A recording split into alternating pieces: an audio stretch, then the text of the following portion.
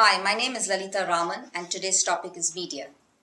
Media to most of us means news, both online and the print edition, as well as TV and entertainment through TVs and movie. And of course, the latest being social media.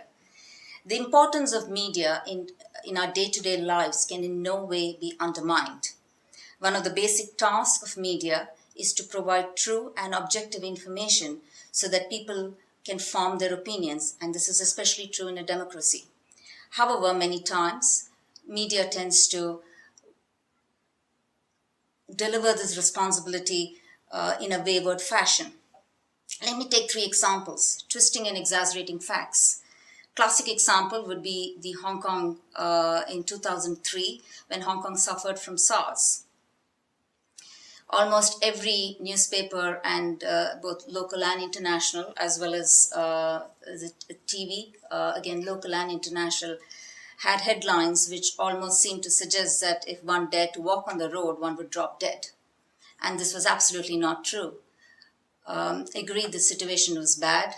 There was panic in the minds of people, and the exact cause of the disease at that point in time was unknown.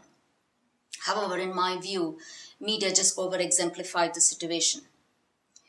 Point two, making a dough about non-issues. Very often we find, especially in India, the real issues are sidelined. The real economic issues in India, economic conditions in which about 80% of the people are living, takes a back seat, because media often try to divert the attention of people to non-issues.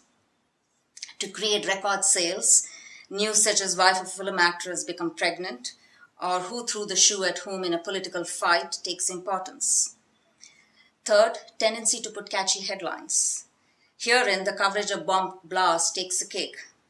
Many TV channels are super quick to enlist the parties responsible for these bomb blasts. And you almost wonder, how did they manage to get hold of a list so quickly?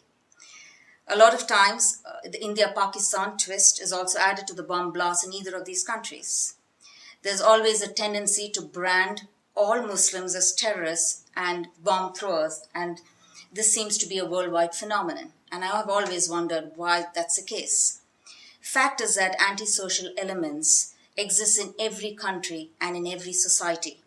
It does not matter whether they're Hindus, whether they're Muslims, Sikhs, Christians, or any race, religion, or caste.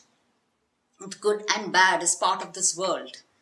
However, the manner in which such news is shown on TV screens and published in newspaper tends to play on religion and sensitivities, which irks the sentiment of the public.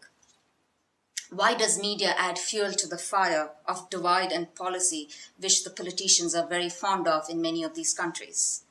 Various interviewers and anchors at various TV channels have a knack of asking the most insensitive questions to a family that has just suffered a loss of near and dear ones during these bomb blasts.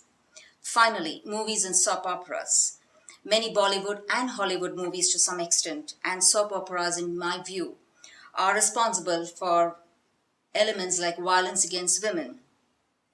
Various forms of that, take eve-teasing, harassment, the mother-in-law, daughter-in-law fights that are shown repeatedly.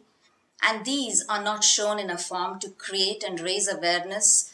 Rather, they're shown in a form as if they were part of normal life.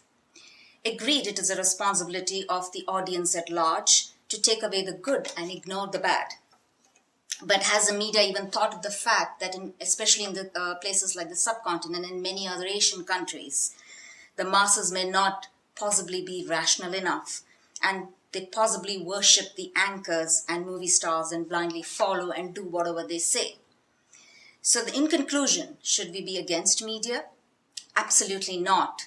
There should be no restrictions put on media, but I think it's high time media takes responsibility and stop selling trash and playing on sentiments of people.